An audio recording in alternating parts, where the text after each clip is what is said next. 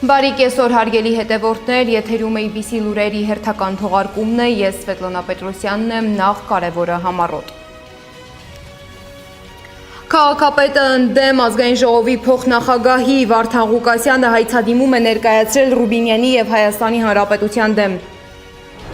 Վարչապետին մեղադրում են եկեղեցու գործին միջամտելու և քաղաքական հետապնդումների համար։ Սկանդալային տեսագրության աղմուկը չի մարում, Արշակ Սրբազանը տուժող չի ճանաչվել տեսագրության վարույթով։ Շրջանառության հարկի բարձրացումից բիզնեսներ են տուժել, մանր ու միջին տնտեսվարողները փաստի առաջ են։ 28 կետանոց նախագիծ ինչ է առաջարկում Վաշինգտոնը։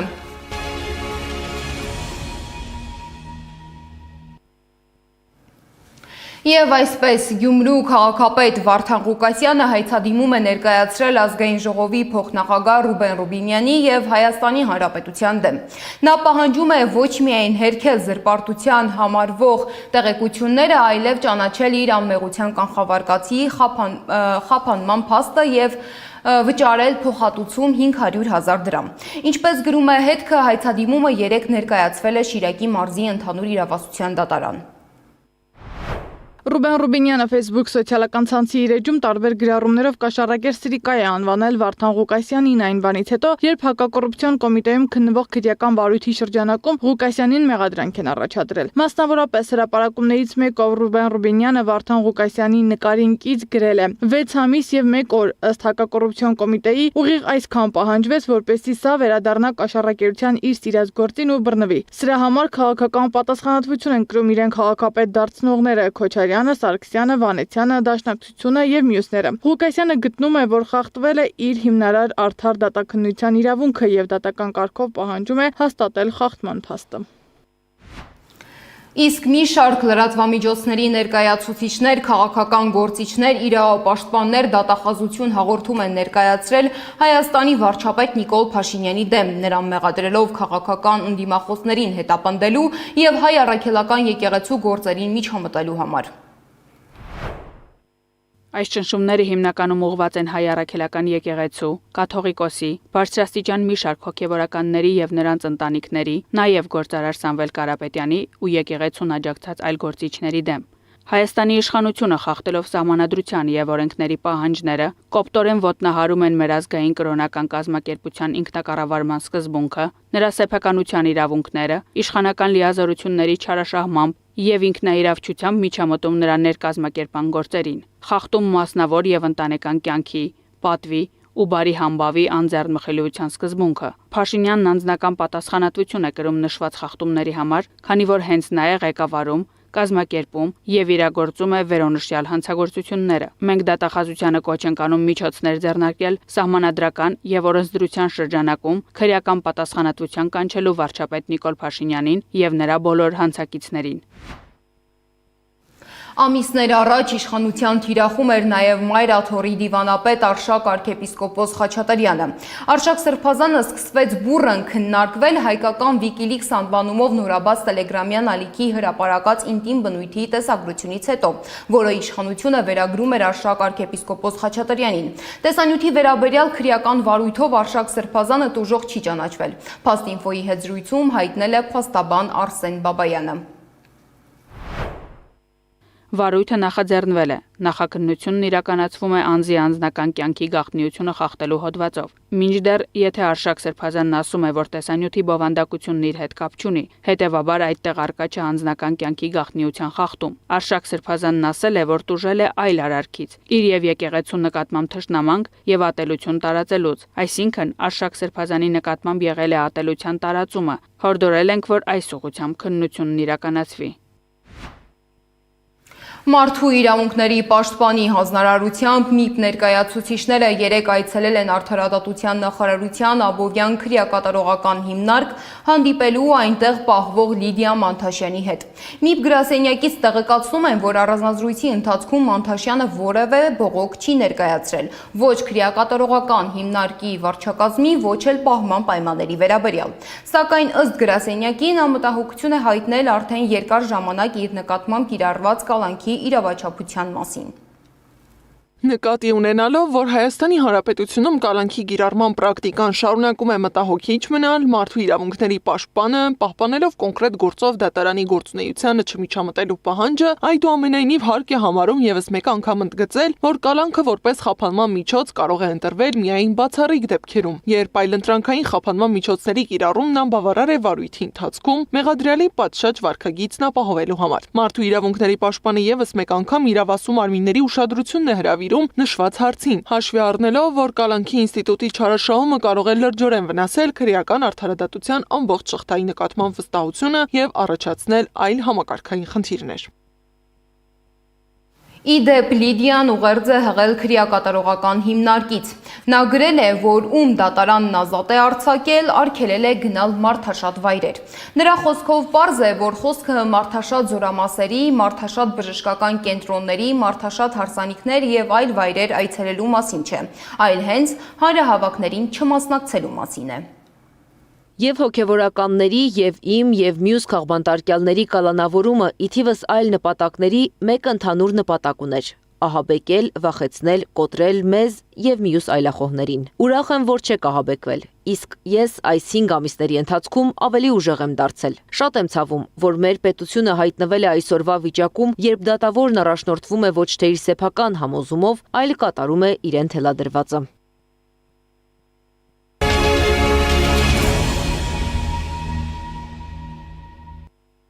Մինչ Ադրբեջանը շարունակում է զինվել եւ ավելացնում է ռազմական բյուջեն, պաշտոնական Երևանը ոչ միայն կրճատում է ռազմական ոլորտի բյուջեն, այլ պարտադիր զինծառայության ժամկետը, այն դարձնելով 1.5 տարի։ Ազգային ժողովում հենց այս նախագիծն էր քննարկվել։ Հայաստանի պաշտպանության նախարար Սուրեն Պապիկյանը վստահեցրել է, որ ծառայության ժամկետի կրճատումից հետո մարդկային ռեսուրսը միայն կավելանա եւ սա չի ազդի բանակի մարտունակության վրա։ 2025 թվականի ձմեռային զորակոչի շրջանակներում զինված ուժերի համալրումը սկսվելու է 2026 թվականի հունվարի 7-ից, որի արդյունքում 18-ամսյա ժամկետով ծառայություն են իրականացնելու 2025 թվականի ձմեռային զորակոչից սկսած պարտադիր զինվորական ծառայության զորակոչված քաղաքացիները։ Ծառայության ժամկետի կրճատումը չի տարածվելու 2026 թվականի հունվարի 1-ի դրությամբ պարտադիր զինվորական ծառայության մեջ գտնվող զինծառայողների վրա։ Պատիվ ունեմ խմբակցության քարտուղար Տիգրան Աբրահամյանը նիստին քննադատել է նախագիծը, ընդգծելով, որ այն ներկայացնում է շտապուղականությամբ եւ առանց ամբողջությամբ գնահատելու անվտանգային ռիսկերը։ Պատգամավորի կարծիքով անհրաժեշտ է հրապարակել, թե 1 տարվա ընթացքում միջին հաշվով 1 զորակոչի ընթացքում որքան մարդ է համալրում զինված ուժերը։ Սա ըստ պատգամավորի թույլ կտա հանրությանը գնահատել նախարարության ներկայացրած թվերն ու ծրագրերը։ Մի հակասական իրավիճակ է ստեղծվում։ Գնդում սկսած զորամասի հրամանատարից մի շարք պայմանագրային ծառայողներից, այդ թվում սպաներ կամ պաշտպանահայրենացով ներգրաված անձանցից մոտապես ունենք այն պատկերը, ինչ որ դուք ներկայացնում եք վիճակագրությամբ։ Պայմանականորեն 60-40, այսինքն 60% կամ ավելին դրական գնահատական ստացած։ 65, հա։ Բայց հիմա տեսեք, օրինակ Պաշտպանության նախարարության վերահսկողական ծառայությունը գնում է այն հայտնի, ինչպես ասում են, գրտեի քննություն անցկացնում, գունդը ստանում է 2։ Հիմա ինչ է ստացվում։ Ստացվում է զորամասի հրամանատարը, հիմնական տեղակալները, գումարտակի հրամանատարը, մեծ թվով զինծառայողներ, 65%-ը ստացել են դրական գնահատական, բայց գունդը ստանում է 2։ Հիմա ես ինչ եմ նաև այս թիվը հիմա այս բանը հիմա հնչեցնում, որովհետև Ինչ ատեստացիայի մասին օրենքը մտել է, վստահ եմ դուք հիշում եք, ես բազմաթիվ նաև գրավոր առաջարկներ եմ պաշտպանության նախարարությանը ներկայացել, տարբեր չափորոշիչների մասով, եւ երբ որ պաշտպանության նախարարությունը դա հանրության ներկայացնում է որպես արդյունք, որտեղ առաջին հայացքից այո, նայում ես, ասում ես դինամիկա ունի որոշակի աճի, թեև ես բավարար դա չեմ համարում, բայց դինամիկա է երևում։ Բայց տալիս են գունդ, որտեղ մեծ թվով զինծառայողներ դրական գնահատական են ստացել, բայց գունդը քննությունը ստանում է ընդհանուր քննությունը ստանում է 2։ Սա կարծում նաև պաշտպանության նախարարության համար պետք է լինի մտահոգիչ եւ հատկապես այն տեսանկյունից, որ պետք է հասկանանք, մենք ինչ չափանիշ ենք դնում, որ կարողանանք ճիշտ գնահատենք եւ զորամասը որպես ստորաբաժանում եւ մարդկանց հրամանատարական պաշտոնի եւ այլն։ Եվ դրա համար այս տեսանկյունից կարծում եմ, որ երբ որ մենք ատեստացիայի նաև գործընթացն եք ներկայացնում, դրա ձեր ներկայացած դրական համատեքստում, այստեղ կան խորքում նաև մեծ թվով խնդիրներ, որոնք այդ չափորոշներով ներկայացված են եւ ամբողջությամբ իրավիճակը չեն արտացոլում։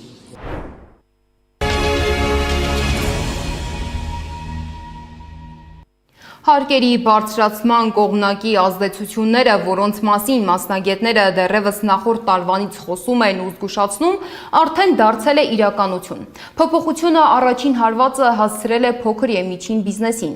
Օրինակ քաղաքացին, որը կարողանում էր իր ստեղծած փոքր բիզնեսով աշխատել, օրվա հացը վաստակել, հիմա կանգնած է խնդրի առջև։ Շրջանառության հարկի բարձրացումը լուրջ հարված է հասցրել տնտեսվարողի գրպանին։ Իսկ ինչ ընտրություն ունի այս քաղաքացին, թեմային անդրադարձել է Սեդա Մակարյանը։ Ամսական 200,000 դրամ է վաստակում գնունի շուկայում արդեն 30 տարի նույն բիզնեսով զբաղվող Ռոբերտ Դավթյանը։ Ժամանակին գործերը լավ էին ընթանում, վերջին տարիներին սակայն իրավիճակը կտրուկ է փոխվել։ Օնլայն շուկաների հայտնվելուց հետո իր վաճառած ապրանքի պահանջարկը կտրուկ նվազել է։ Բայց խնդիրը միայն պահանջարկը չէ։ Մանր եւ միջին բիզնեսների համար շրջարկն է թանկացել կրկնակի։ Հարկային նոր քաղաքականության հետևանքով 2025 թվականի 10 ամիսներին 30,000-ից ավելի մանր ու միջին բիզնես է փակվել։ 5%-ը սարքեցին 10%։ Հիմա դա բացասական անդրադարձ է, որ փակվել են այդ 30,000 բիզնեսները։ Հիմնականում դրա պատճառով ոչ չեն կարող։ Եթե ես դուրս եմ եկել որ աշխատեմ, տունը փող տանեմ գոնե Եթե տունը փող չպետք է տանեմ, հարկերը բնականաբար պետք է մուծենք, չմուծեցինք հարկադիր անգնվիվա տոկոսներ, մուծում ես նայում ես բան չկա, գումարած դրան, որ առևտուր չկա ընդհանրապես։ Վաստակած 200,000 դրամի գրեթե կեսով տաղավարի վարձն է վճարում, մյուս մասով էլ հարկերն ու ՀԴՄ սարքի սպասարկման գումարն է վճարում։ Արդյունքում տուն տանելու համար ոչինչ չի մնում։ Ասենք մի օր չի, երկու օր չի, արդեն կարելի ասել տարուց ավել է։ Դրամ էլ այդ օրն ենք ասել։ Դրան գումարած, էլի ինչ որտեղ ասենք մեր պետությունն ասենք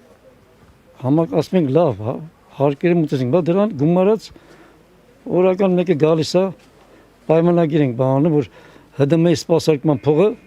1800-ը սարքեն 3600, անիմն բարձրացնում են։ Օրեր են լինում, երբ անգամ մեկ հաճախորդ չի ունենում։ Տաղավարի վարձն էլ հաճախ իր կենսաթոշակից է տալիս։ Ասում է երիտասարդներն այդ թոշակը չունեն, փակում են կրպակների դռները, ապա նաև տան դռներն ու լքում երկիրը։ Երկուսին անձամբ ինքն է ճանաչում։ Մեր շուկայից երկու հոգի փակվում, մեկը գնաց թողեց գնաց Ամերիկա, մեկն էլ էլի տարիքով մարդ էր, տեղ ճարես միջով պահեստում մի հատ գործ, թողեց դուրս եկավ։ Տնտեսագետ Հրայր Կամենդատյանն ասում է, խնդիրն անհրաժեշտ է լուծել այլ ճանապարհով։ Ըստ նրա, եթե երկրում կան խոշոր տնտեսվարողներ, որոնք չեն տրամադրում փաստաթղթային ապահովություն, նրանցով պետք է զբաղվի պետությունը։ Փոքր ու միջին բիզնեսներն էլ չունեն ապահովություն, բայց թիրախ հենց նրանք են դարձել։ Խնդիրը վերջին օղակի վրա ամենաչպաշտպանված, ամենախոցելի խմբի վրա դնելը, դա կարծում եմ ճիշտ որոշում չէ։ 30,000 փակված բիզնեսի ֆոնին նույն ժամանակահատվածում Հայաստանում 26,000 նոր բիզնես է բացվել։ Տնտեսագետի խոսքով նորմալ ցիկլ է, միշտ է այդպես եղել, խնդիրն այլ տեղում է։ Այդ շերտի մեջ դրանք բնականում մանր վաճառականներն են, առևտրականներն են, կոշկակարներն են, ուսուցիչներ են, զանազան խմբակների չեն։ Այս մարդիկ որպես կանոն դրսևորում են խիստ ապահովական կեցվածք։ Եվ դանակը հասնում է իրենց, չէ՞, անգամից աշխուժանում են, սկսում են աղմկել, գոռալ, սկսում են սպառնալ, բայ երկես կգնան, եսի միշտ կանան, եսի։ Այս մարդիկ ապահովական են եւ իրենց խնդիրները, չէ, իրենց խնդիրները հիմնականում առաջանում են նրա հետ կապված, որ պետությունը պահանջում է ինչ-որ գումարներ, հարկեր։ Կամենդատյանի խոսքով միայն այդ պարագայում են նույն տնտեսվարողները սկսում խոսել առկա խնդիրների մասին։ Մինչ այդ չեն միջամտում երկրում տեղի ունեցող իրադարձություններին, որոնք ուղիղ կապ ունեն նաև իրենց հետ։ Տնտեսվարող Ռոբերտ Դավթյանն էլ է նույն կարծիքին։ Մի քանի անգամ կառավարության դիմաց ակցիա են արել։ Քչերն են մասնակցել, բայց շատերն են դժգոհ։ Առանձին որ խոսում ենք, սա բոլորն են դժգոհ են, դժգոհ չեն մեծ ապրանքներ բերողները, ովքեր թղթով բերում են, դրանց 1% են մուծում դրանք։ 1.5-ը մեկա։ Իսկ մեր որ շրջարկով ենք աշխատում 5%-ը 10% սարքեցին։ Վերջերս էլ քաղաքապետարանը գնունի շուկայում գտնվող կրպակներ է ապամոնտաժել։ Տեսախցիկների առաջ այս մարդիկ չեն խոսում, բայց վստահեցնում են 2026 թվականի ընտրությունից հետո իրենց շուկայի տեղում բարձրահարկ շենք են կառուցելու, իսկ իրենց հեռացնելու են տարածքից։ Սեդա Մակարյան, Մհեր Դավթյան, Գեգամ Ղազարյան, ABC Media։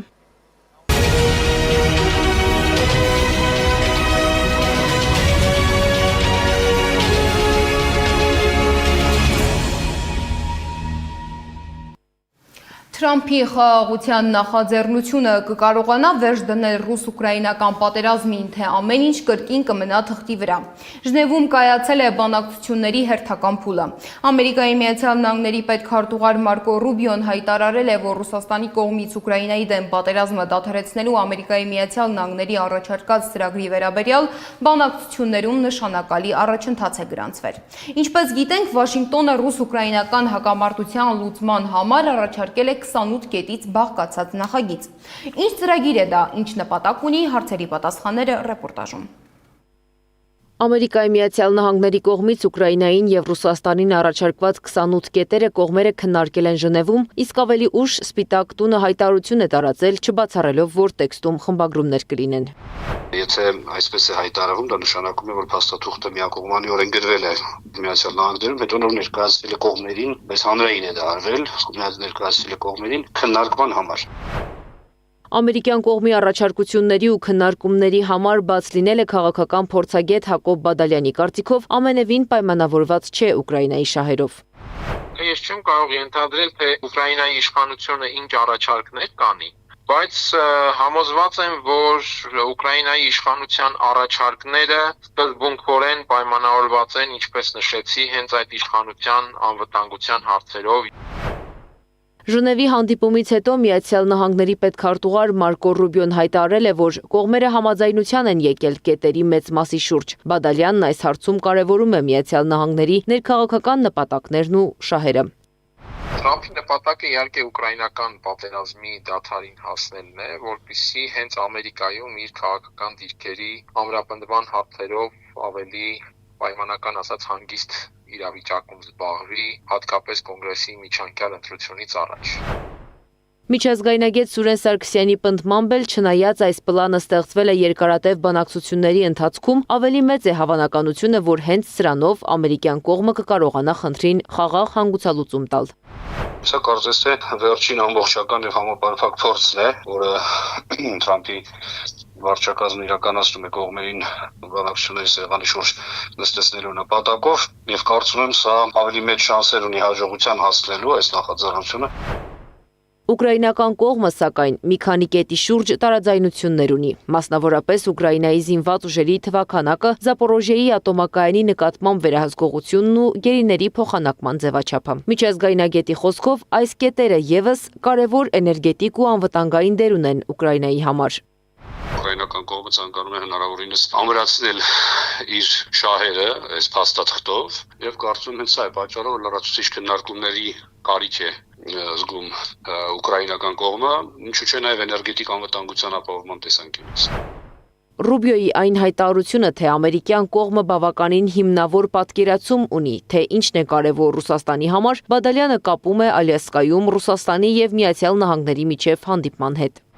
Ես կարծում եմ նվազագույնը ակնհայտ է, որ այդ տարածքների պահանջից Ռուսաստանը չի նահանջի։ Մնացյալը գուցե ինչ-որ կետեր կան, որտեղ Մոսկվան պատրաստ է հնարքել եւ ինչ-որ կոմպրոմիսային լուծումներ գտնել։ Այստեղ պետք է դետալներին ծանոթ լինել, որպեսզի մանրամասն հնարավոր լինի ասել։ Բայց Ռուբիոյի հայտարարությունը, որ իրենք հստակ պատկերացնում են Ռուսաստանի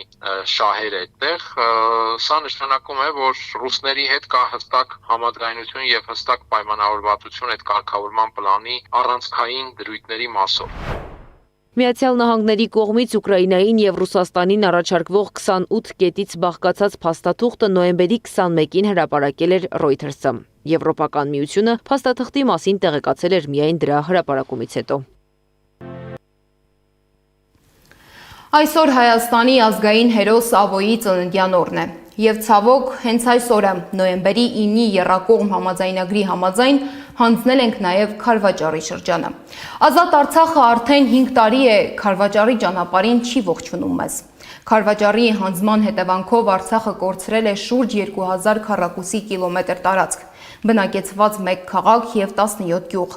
եւ հարյուրավոր հայկական պատմամշակութային հուշարձաններ։ 3500-ից ավելի մարդ դարձել է հարկադիր տեղահանված, կորցնելով տունն ու հարազատ հողը։ Տունն ու հողը կորցրածներից մեկն է Դավիթ Եղիազարյանը, որը պատմել է, թե ինչու է ընտանիքով գնացել Քարվաճառ եւ ինչն է նրանց այնտեղ պահել։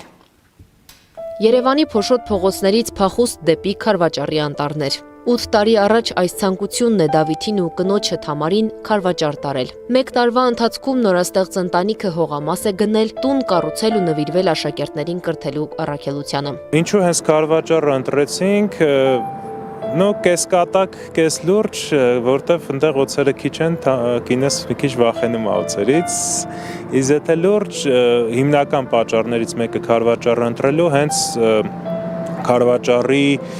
դիրքն էր, քարվաճառի, այսինքն բացի բնությունը ընդհանուր Հայաստանում տենց տեղեր կան իհարկե, այսինքն Սյունիքում էլ, Լոռիում էլ,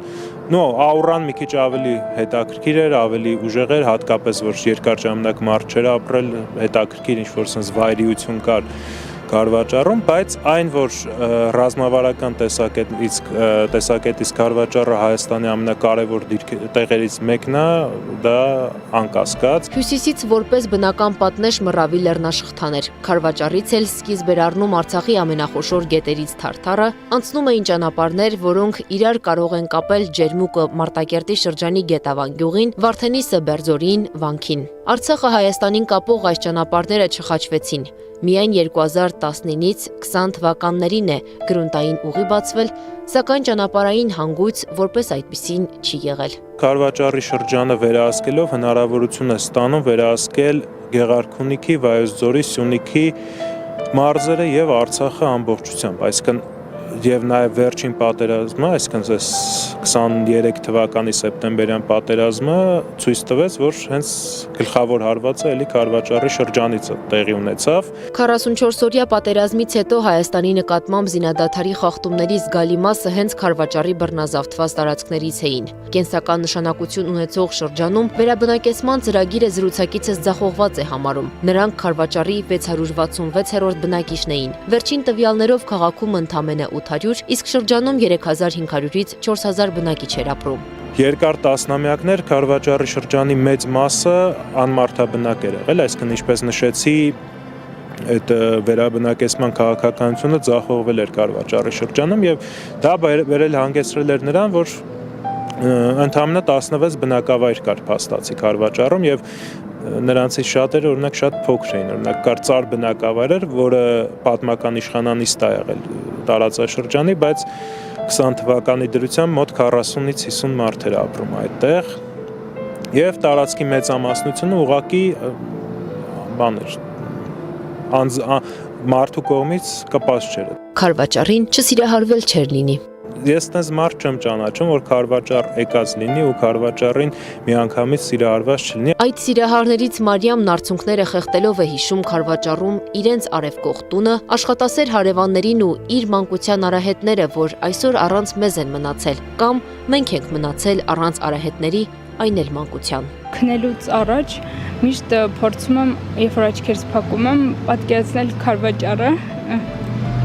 այն տարբերակով, ինչպիսին ինքը եղել է, երբ որ ես այնտեղ եմ եղել, թեկուզ վերջին անգամ, թեկուզ հենց այդ տոներին, երբ որ նշում էի, այդպես լուսավոր փողոցները, այն տները, որ կային, մարդիկ, որ տարբեր ինչ-որ աշխատանքներով էին զբաղվում, ու այդ ինձ օգնում է, նախ չեմ մոռանում, ու հետո այս քարվաճառը միշտ այդպիսին եմ հիշելու։ Հիշում է քարվաճառում անցկացրած տոները, ինչպես էին հավաքվում քաղաքի կենտրոնում, աշխույժ միջոցառումներ կազմակերպում, մարդու ձեռք չհասած վայրեր բացահայտում ու նորից հիանում այդ վայրի գեղեցկությամբ։ 2020 թվականի նոյեմբերին, երբ պետք է տան դուռը շատերի պես փակեին ու դուրս գային, չգիտեին, հնարավոր է տունը, փողոցը, ամբողջ քարվաճառը գրկած տանել, ճամպրուկում կտեղավորվեր, փոխարենն իրենց հետ փնջված հիշողություններ ու մի ծաղիկ են բերել։ Տնից ինչ որ իրեր կան, բայց ամենաշատը, որ ես իմ համար կարևոր է, որ բերել ենք այդ մի հատ ծաղիկա, որի հողը հենց այնտեղից է, ու այդ ծաղիկի մոտ դրված է մեր տանը, ու ես միշտ իրան խնամում եմ։